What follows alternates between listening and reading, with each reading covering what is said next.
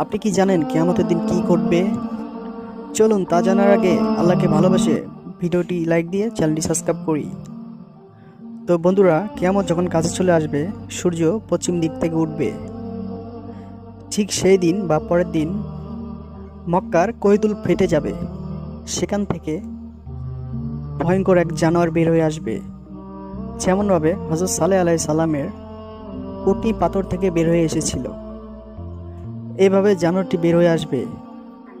জানোয়ারটির নাম হবে দাব্বাতুল আট।